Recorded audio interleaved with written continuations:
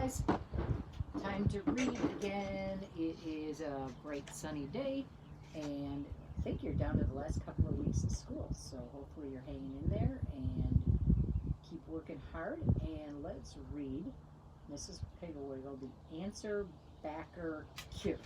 Here we go.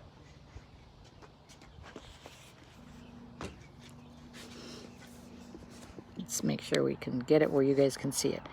It's quite sunny here, so hopefully it's not blocking it. Okay, the answer backer cure. At 3 o'clock in the afternoon, Mrs. O'Toole put a peanut butter sandwich and a nice cool glass of milk on the kitchen table for her little girl when she came home from school. Pretty soon, the front door slammed, and in bounced Mary, her red braids switching like little ponytails. Her mother said, "How was school, darling?" Mary said as she gulped her milk and took a large bite of the sandwich, "Well, this afternoon, Miss Crabtree said, Mary O'Toole will stay in at recess and put the paint boxes away." And I said, Mary took another gulp of milk, "You're the teacher here, Mrs. Crabtree. Why don't you put away the paint boxes and let me go out and play?" Everybody in the whole room laughed, but mean old Miss Crabtree, and she sent me into the cloakroom. Mary took another large bite and looked up at her mother expectantly to see if she would appreciate how smart she was. However, her mother said, "That was a very rude thing for you to do, Mary, and I'm ashamed of you. When you finish your sandwich and milk, you had better go up to your room and stay until dinner. You can concentrate on how rude you were to nice Miss Crabtree." Mary pulled her mouth down at the corner, squinted up her pretty brown eyes, and said, "Why should I?" She kept her mouth pulled down and blinked her eyes rapidly in a most disagreeable way. Mrs. O'Toole was dumbfounded. Never had her Mary acted in this horrid way before. She said quietly, "You should, because I tell you to. Now scat." Mary walked slowly out of the kitchen, switching her skirt and her braids, and managing to look impudent even from the back. When she reached the top stairs, she called down to her mother, "I'm going because I want to, but not because you tell me to," and dashed into her room and banged the door. That night at dinner, Mary was quite normal, but after dinner, Daddy said, "Scoot the dishes off the table, wee hun. Your mother's tired. Your mammy's tired." And his dear little wee hun, instead of jumping up and doing what she was told, pulled her mouth down until she looked like a sad jack-o'-lantern, squinted up her eyes, and said, "I'll do it because I want to, but not because you tell me to. Anyway, you eat here. Why don't you clear the table?" She blinked her eyes rapidly. Her father looked as though he might be going to give her a spanking, but then he noticed that it was time for the news. So instead, he went into his study, turned on the radio, and lit his pipe. Mary did clear off the table, and she dried the dishes, but she kept blinking her eyes and muttering. The next morning, her mother said, "Please hurry with your breakfast, Mary. The children are waiting, and you'll make them late for school." Mary pulled her mouth down and began blinking. She said, "I'm the one that's eating breakfast, madam." She pronounced it matem. Mary's mother sighed and said, "If you only knew how unattractive you look when you talk like that, you would stop right now." Mary mumbled something into her mush, then grabbed her sweater and slammed out the front door. Mrs. O'Toole went to the telephone and called her friend Mrs. Ragbag. She said, "Hello, Mrs. Ragbag. Have you noticed any change in Calliope lately?" Mrs. Ragbag said, "Well, no, I can't say I have, Mrs. O'Toole. She seems to be studying hard in school, and she eats and sleeps well. Have you noticed anything wrong with her?"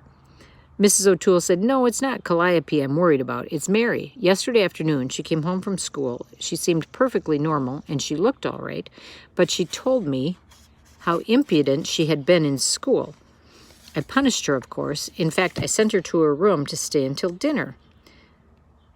But she was impudent to me, too. She was rude to her father. I just cannot understand it. I thought perhaps all children were acting this way." She pulls down her mouth, squints up her eyes, and blinks. She looks hideous. Mrs. Ragbag said, "Oh, I'm sorry, Mrs. O'Toole, because Mary has always been such a dear little girl.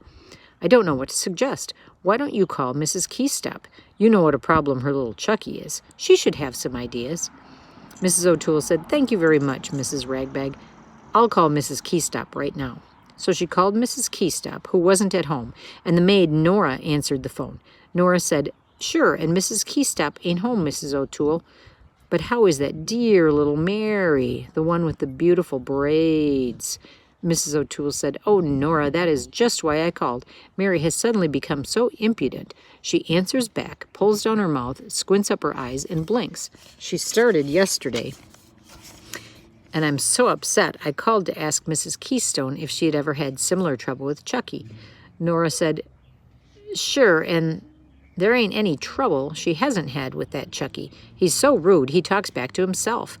But I'm thinking you'd best call Mrs. Pigwiggle. That little woman has forgotten more about children than we'll ever know. She even taught Hubert Prentice to pick up his toys. Now there's a spoilt child." Mrs. O'Toole said, "Oh, thank you very much, Nora. I should have thought of Mrs. Pigwiggle in the first place. I'll call her right now." Mrs. O'Toole called Mrs. Pigwiggle and said, "Oh, Mrs. Pigwiggle, I'm so worried about my little girl Mary." Mrs. Pigwiggle said, "I know Mary. She has such beautiful red hair and such lovely brown eyes." Mrs. O'Toole said, "Well, she still has the hair anyway, but her eyes don't look pretty anymore. She squints them up, pulls down her mouth, and then blinks." Mrs. Pigwiggle said, "She answers back and is impudent, isn't she?" Mrs. O'Toole said, "Yes, she is, but how did you know? I hope that she hasn't been rude to you." Mrs. Pigwiggle said, "Oh, no, Mary's always very polite to me, but I can recognize the answer-backer symptoms. When was she first impudent?"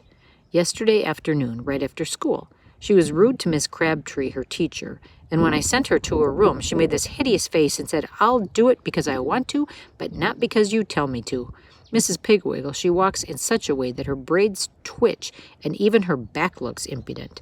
Mrs. Pigwiggle said, "Don't worry so, Mrs. O'Toole. Some of the most charming children I know were once answer-backers. Fortunately, Mary has only just begun, so she can be cured in no time at all. You drop by here after lunch, and I will give you Penelope Parrot to keep for a while. Mrs. Garrison has been using Penelope, but she has had her for a month now, and Gary should be cured by now.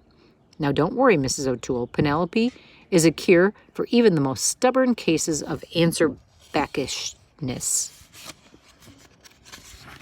Mrs. O'Toole hung up the phone, and she felt much better. Right after lunch, she went down to Mrs. Pigwiggle's house and got Penelope. Penelope Parrot was a large, cross-looking green bird who blinked rapidly. Mrs. Pigwiggle said, as she handed the cage to Mrs. O'Toole, "Fortunately for you, Penelope will only talk to children." During the walk home from Mrs. Pigwiggle's house, Penelope was quiet in a very cross, blinky-eyed sort of way, and when Mrs. O'Toole hung up the cage in the kitchen, she hunched down and put her head under her wing. But when Mary came in from school, Penelope woke up and began preening her feathers. Mary was delighted with Penelope. She said, "Oh, Mother, I've always wanted a parrot. Do you think she can talk?" Mrs. O'Toole said, "She hasn't said a word since I brought her home, but I was told that she speaks only to children." "Where did you get her, Mother? Is she for me? May I have her in my room for my very own?" Her mother said, "I'm keeping her for a friend of mine, but when you play in your room, you may hang her cage by the window."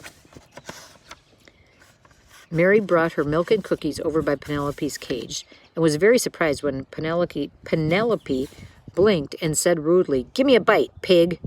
Oh, dear. Mary broke off a piece of cookie and poked it through the bars of the cage. Penelope snatched it and said, "Thanks, pig." Mary turned to her mother. "She's certainly not very polite, is she?" Her mother said, "Perhaps she's been around rude people. After all, she's only a parrot and repeats what she hears." Penelope blinked her eyes and said, "Oh, yeah, oh, yeah, oh, yeah." Mrs. O'Toole looked a little shocked, but Mary laughed and said, "May I bring the children in to see her, Mother? May I?" Before Mrs. O'Toole could answer, Penelope began hopping up and down, blinking and yelling, "Say, are you the boss around here? Are you the boss around here? Are you the boss around here?" Mary's mother said, "I'm the boss around here, Penelope, and if you're not more courteous, I'll put a cloth over your cage." Penelope blinked and muttered. Mary bounced up and down excitedly. "What will that do, Mother? What will that do to Penelope?" Mrs. O'Toole said, "If I put a cloth over her cage, she'll think it's night and go to sleep." Penelope squawked, "I'll do it because I want to, but not because you told me to." Mary was certainly surprised at that, because she thought she made up that brilliant remark. She didn't dare look at her mother, so she put on her sweater and went out to find her playmates. Pretty soon she came back with 5 little friends, and they spent the afternoon standing around Penelope's cage and laughing at her rude remarks. This worried Mrs. O'Toole. If Mary thought Penelope was so amusing, then perhaps she would imitate her and become even ruder than ever. so she called Mrs. Piggle. She said in a low voice, so the children in the kitchen could not hear, "Mrs. Piggle, I'm rather worried, because although Penelope is very rude to the children, they don't mind at all. Mary thinks she's very funny and laughs at everything she says." Mrs. Piggle said, "Just remember, Mrs. O'Toole, that this is only the first day with Penelope. Let Mary be with her as much as she wishes. Keep Penelope's cage in the breakfast nook when Mary eats her lunch and breakfast, and in the dining room at night. Hang her cage in Mary's bedroom when she goes up there to play, and have Penelope sleep in Mary's room. I'm sure that you do not have to worry. Penelope has never failed me." Mrs. O'Toole said, "All right, Mrs. Piggle, I'll do just as you say. Goodbye." Just before dinner, Mrs. O'Toole said to Mary, "Mary, dear, send your little friends home now. It is time for you to set the table." Mary turned to her mother, began pulling down her mouth and squinting her eyes and blinking. But before she could say a word, Penelope yelled out, "Say, who's the boss around here? Who's the boss around here? Who's the boss, anyway?" Mary's mother quickly put a cloth over her cage and politely asked the children to leave and sent Mary in to set the table. When Mr. O'Toole came home from the office, she took the cover off again to show him the parrot. Then she hung Penelope in the dining room window. After dinner, Mary's daddy said, "Up on your toes, Miss Molly O'Toole, and scoot the dishes out to the kitchen." Mary pulled down her mouth, squinted up her eyes, blinked her eyes, but Penelope said, "What am I, a servant? Work, work, work. What am I, a servant? Say, who's the boss around here?" Mary's daddy laughed so hard the tears ran down his cheeks. But Mary stuck out her tongue at Penelope, who bounced around yelling, "Only snakes sticks out their tongue. Only snakes stick out their tongues." Mary pulled her tongue in quickly and shut her lips together tight. My, but she thought Penelope was horrid. Mrs. O'Toole hung Penelope's cage in Mary's room, and Penelope squawked and made so much noise that Mary finally said, "Oh, be quiet." And Penelope blinked and said, "I'll do it because I want to, not because you tell me to. I'll do it because I want to, not because you tell me to." Mary flounced into bed and turned off the light. The next morning, Mary was very slow. She could not find one of her socks. She couldn't button her dress. And finally her mother called, "Mary, hurry, dear, breakfast is waiting." Mary pulled down her mouth, squinted up her eyes, and said, "Oh, hurry, hurry, hurry, hurry, hurry yourself." Penelope had been preening her tail feathers, but when she heard Mary, she jerked her head up and said, "Oh, hurry, hurry, hurry, hurry yourself, Slowpoke, hurry yourself, Slowpoke, hurry, Slowpoke, hurry, Slowpoke, hurry, Slowpoke, hurry, hurry, hurry, hurry." Mary said crossly, "Oh, be quiet, Penelope." Penelope says, "I'll do it because I want to, but not because you tell me to. Say, who's the boss around here? Oh, yeah, oh, yeah, oh, yeah." Mary ran downstairs and sat down to breakfast, leaving Penelope still shouting. But Mrs. O'Toole ran upstairs and got Penelope and hung her cage by the kitchen window. When the children called for Mary and Mrs. O'Toole said, "Hurry, dear, you will make your friends late for school," Mary pulled down her mouth, squinted up her eyes, and blinked. But before she could say a word, Penelope squawked, "I'm the one who's eating this breakfast, madam. Hurry, hurry, hurry, that's all I hear. Hurry yourself, Slowpoke." Mary was ashamed to look at her mother, so she rushed off without kissing her goodbye. Penelope yelled after her, "Hurry, Slowpoke, bell's ringing." When Mary came home from school that afternoon, she kissed her mother and said, "Mother, I apologized to Miss Crabtree today, and she said that next week I may be monitor for the scissors." Penelope yelled, "Who said so? Who said so? Who said so? Who's the boss? Who's the boss?" Mary turned to Penelope and said, "You are a very rude bird. If you don't hush right now, I will put the cloth over your cage." Penelope blinked and said, "Hush, hush, hush." There is Penelope, and Mary's not liking it. She's plugging her ears. "That's all I hear. I'll do it because I want to, but not because you tell me to. I'll do it because I want to, but not because you tell me to. Who's the boss around here, anyway?" Mary's mother said, "I'm the boss, and I think it's time you went home, Penelope." "Mary, would you like to return Penelope to Mrs. Piggle?" Mary said, "Oh, yes, Mother, and may I stay and play?" Mrs. O'Toole said, "I think you'd better come home and practice. Your music lesson is tomorrow, you know." Mary started to draw down her mouth, squint up her eyes, and blink, but suddenly she looked at Penelope, and so she turned up her mouth, and opened her eyes and smiled. She said, "All right, Mother, I'll come home right after dinner. Right I'll come home right after I return that rude Penelope. So that is the story of the answer Becker. So here we go. Let me show you Maverick. Here's Maverick laying outside. I hope you guys are doing good. I hope you have a nice weekend and you're able to maybe get some fresh air. And we will talk later. Bye, guys. Take care.